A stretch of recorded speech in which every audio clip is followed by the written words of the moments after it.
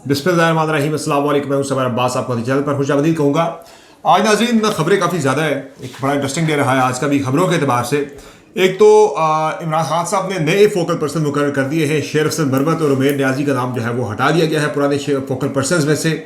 इस पर मरवत साहब का रिएक्शन भी सामने आया है और ये मामला चल क्या रहा है आपको बताएंगे। आज शेर अफजल मरवत ने अपने खिलाफ साजिश होने के भी इल्ज़ाम लगाए हैं और उनकी एक झड़प भी हुई है सलमान अहमद के साथ, जो सिंगर थे पीटीआई के, जो रहनुमा भी रहे हैं और अभी भी है। ये चल क्या रहा है मामला, इस पर आपको अपडेट करेंगे। फिर साइफर केस की समाअत 16 अप्रैल तक मुलतवी हुई और 16 अप्रैल को इसका फैसला सुना दिया जाएगा। नहीं 16 या 17 अप्रैल तक इसका फैसला आ जाएगा। और ईद से पहले पहले जो इमरान खान के इस केस में रिहाई या इस सज़ा के मुअत्तल होने का इम्कान था, वो फिलहाल ईद के बाद मामला चला गया है।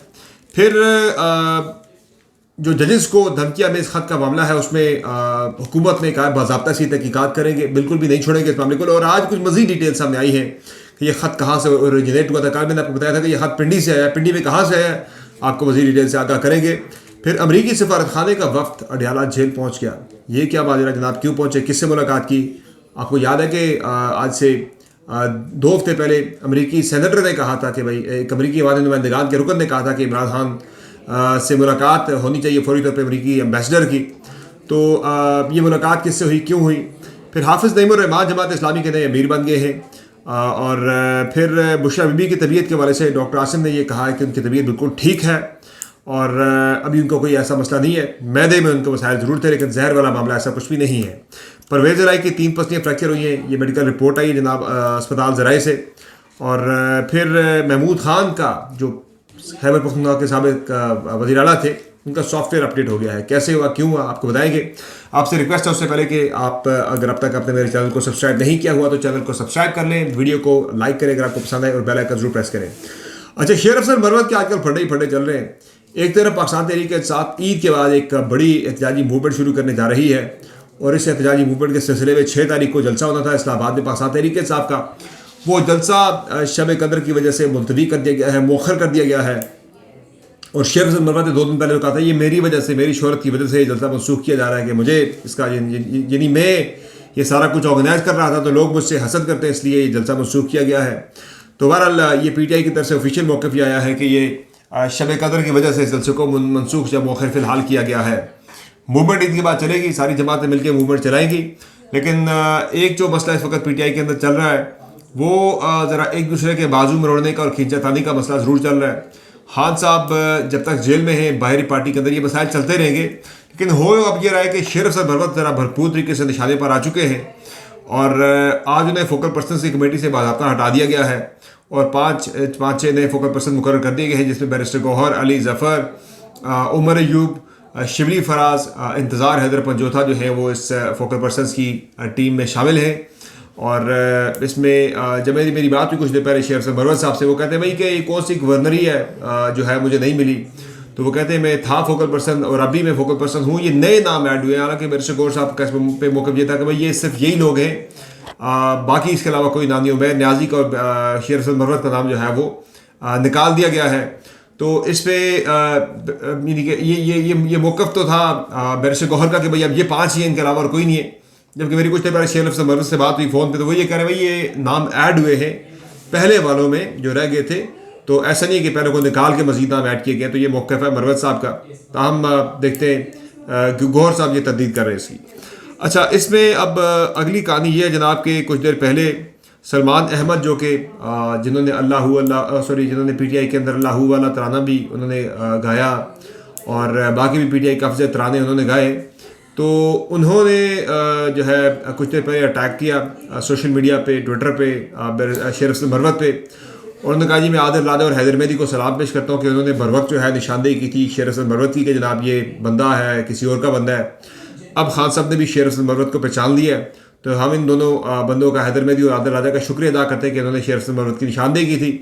उस पर शेर अफजल मरवत ने लिखा जाकर सलमान अहमद को जनाब के आप जो है इस तरह आप जैसे जो गद्दार हैं और जिन 2 गद्दारों का आप नाम ले रहे हैं, आपको बेहतर तरीके से जानते हैं और आपको मेरी सोशल मीडिया टीम जो है वो भरपूर जवाब देगी। फिर सलमान अहमद ने आगे से लिखा जनाब के आप जो है मर्जी थ्रेट करते रहे, ट्रुथ यानी सच सामने आने पर आपने इस तरह की धमकियाँ तो आपने देनी है। बहरहाल उन्होंने कहा जी कि खान साहब आपको आप पहचान चुके हैं। तो इसके अलावा जनाब जो अगली कहानी है वो है यानी कि जो साइफ़र का जो मामला है उस पर आज समाअत हुई है। इस समाअत में जनाब ये हुआ है कि साइफ़र की समाअत में सलमान सफ़दर साहब ने मज़ीद आज कुछ दलाइल दिए हैं और अब इस एक उन्होंने ये कहा जी कि खान साहब ने वक्त पे आगाह कर दिया था कि उनके पास जो साइफ़र की कॉपी आई थी वज़ीर-ए-आज़म हाउस में जो कॉपी आई थी वो गुम हो गई है, वो उनके पास नहीं है। तमाम इस पर खान साहब का मौक़िफ़ ये है कि ये कॉपी जो है वो प्रिंसिपल सेक्रेटरी जो थे आज़म खान उनके पास आई थी और उन्हीं की जिम्मेदारी बनती थी वापस करना। तमाम मैंने उन्हें आगाह कर दिया था। आगे वज़ीर-ए-आज़म हाउस के अंदर उन्होंने किसी किस्म की कोई भी इंक्वायरी तहक़ीक़ात नहीं की कि भाई ये कॉपी यहाँ से क्यों गुम हुई है। तो जो ज़िम्मेदार अफसरान थे उनके खिलाफ भी किसी किस्म की तादीबी कार्रवाई आज़म खान ने नहीं की। तो ये मौके पर खान साहब का अब इसकी समाअत जो है वो पहले तो कोशिश यही थी, नज़र भी यही आ रहा था कि ईद से पहले इस पर यानी कि एक दो रोज़ के अंदर फैसला आ जाएगा। अब इस पर यह कहना है इस्लामाबाद हाई कोर्ट के जजेस का कि ईद के बाद जो है वो सुनेंगे, जो सरकारी जो प्रोसिक्यूटर उन्हें भी अब सुनेंगे और 16 अप्रैल तक अब ये समाअत चली गई है। तो 16 या 17 अप्रैल तक ये कहना है सलमान सफदर साहब का कैसे इसका फैसला आ जाएगा, हाँ सबको रिलीफ मिल जाएगा। बाकी जजेस को धमकियाँ में इस खत का जो मामला है उसकी तहकीकात आज काबीना में इस पर बात हुई और हुकूमत ने यह कहा, वज़ीर-ए-आज़म ने कहा कि इसको मनतकी इंजाम तक पहुँचाएँगे और इस मामले पर सियासत नहीं होनी चाहिए। ताहम आज मज़ीद इस बारे से कुछ हक़ाइक़ सामने आए हैं कि ये ख़त कल मैंने आपको बताया था कि ये खतूत जो है वो पिंडी से भेजे गए थे। GPO पिंडी का जो है वो इसमें स्टैम्प नज़र आ रही थी पिंडी के GPO की, पिंडी सदर में जो है। और अब उसमें मज़ीद डिटेल ये सामने आई है कि जो पोस्ट ऑफिस जो है सेटेलाइट टाउन में वहाँ से उसकी स्टैम्प जो है ये यूज़ हुई है, सेटेलाइट टाउन रावलपिंडी के पोस्ट ऑफिस की। और अब ये स्टैम्प कोई बंदा घर लेके गया, वहाँ से जाके इस्तेमाल हुई है या कोई जाली स्टैम्प बनाई गई थी या पोस्ट ऑफिस से आके बंदे ने ये खतूत सारे अरसाल किए, धमकियाँ में जिनमें पाउडर वगैरह था।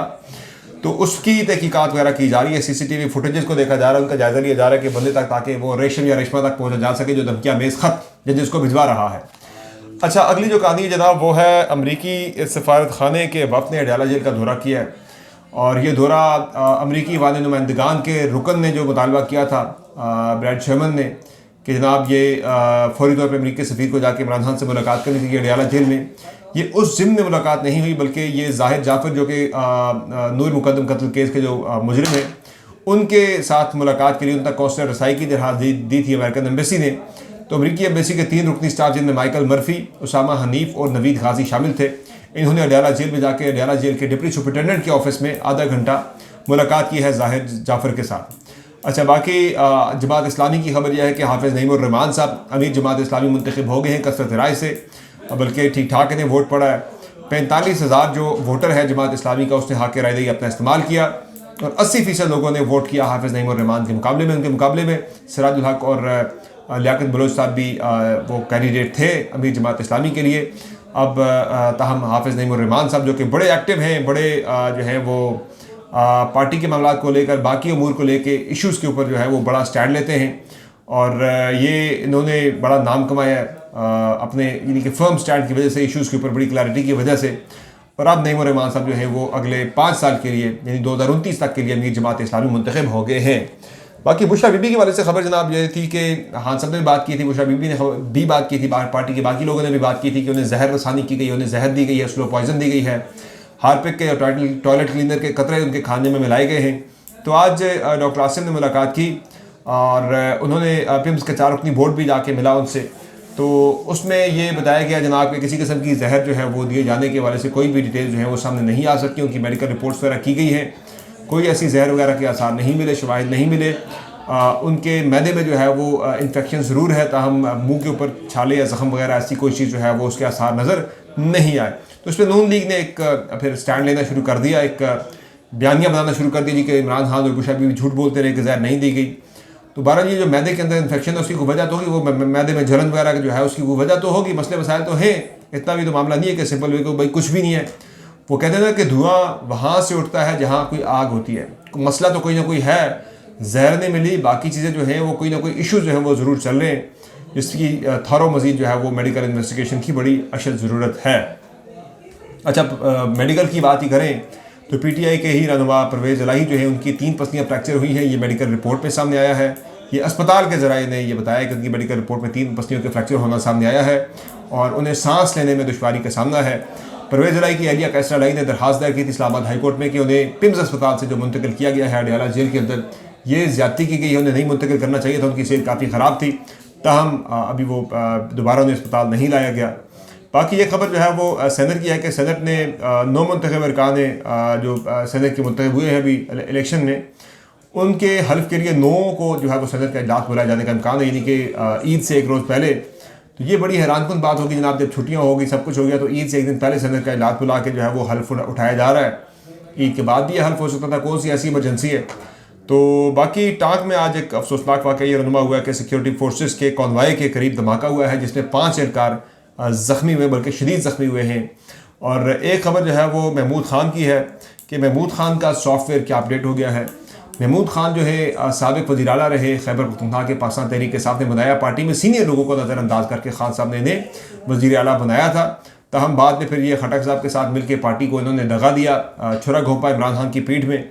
और अब जो है महमूद ख़ान इनका बताया जा रहा है कि इनका इनके सॉफ्टवेयर इस तरह से अपडेट हुआ कि वो कह रहे भाई कि मेरे लीडर इमरान खान थे हैं और मेरे लीडर आगे भी इमरान खान ही रहेंगे। अब उन्हें दोबारा अपने लीडर इमरान खान नजर आने लगे कि जिनकी पीठ में छुरा घोंपा किया था, जिनके साथ उन्होंने दगा किया था।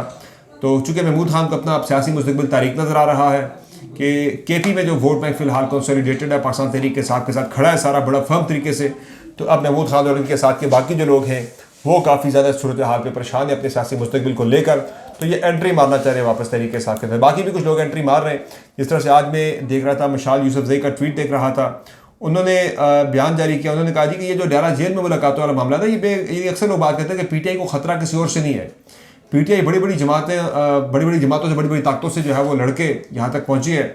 लेकिन एक जो मसला उनको है वो अंदर से है कि मसलन मशाल यूसुफजई लिखती है कि खान साहब से ने मंगल को ये 6 नाम जुमेरात के दिन की मुलाकात के लिए साइन करके दिए थे, जिनमें ये 6 नाम शामिल थे, जिनमें उमर अयूब, शिबली फराज, रऊफ़ हसन, ओन बपी, बैरिस्टर गौहर और मुजम्मिल असलम। तहाँ वो कह रही है कि तमाम तकाजे पूरे करके निकले थे, लेकिन आज जेल इंतज़ामिया ने मुजम्मिल असलम का नाम निकाल दिया और जब वो जेल पहुँचे तो उनकी मुलाकात वहाँ पर नहीं हुई। तो मुजम्मिल असलम की जगह पर आज जो है वो मुलाकात जो है वो अपना जो सेनेटर सैफुल्लाह न्याज़ी थे उनकी मुलाकात करवा दी गई। तो कहती है कि सैफुल्लाह न्याज़ी साहब जो है वो माजी में खान साहब के साथ जो है वो हाथ कर चुके हैं, पार्टी से अलग हो चुके हैं एक मरतबा। और इस तरह की चीज़ें जो है वो PTI के अंदर एक दूसरे के ऊपर इल्ज़ाम तराशी का सिलसिला जो है वो जारी है। तो यही PTI की सबसे बड़ी कमज़ोरी है और शायद इसी वजह से खान साहब को जेल में रखा गया कि PTI जो है वो बाहर जो PTI मौजूद है वो आपस में लड़ती रहे और मामला जो है वो किसी भी तरीके से आगे ना बढ़ सकें। बाकी PTI जो है वो तहरीक के सिलसिले में तो अब बाकी जमातों को मुतहरिक कर रही है। तो ईद के बाद जो है वो दमादम मस्त कलंदर होगा भरपूर तरीके से। तो ये आज की जनाब सारी अपडेट्स हैं, सारी डेवलपमेंट्स हैं। इंशाल्लाह अगली वीडियो में फिर आपकी खिदमत में हाजिर होंगे मज़ीद खबरें, मज़ीद अपडेट्स लेकर। फिलहाल मुझे दीजिए इजाज़त, अपना बहुत ख्याल रखिएगा। अल्लाह के बाद।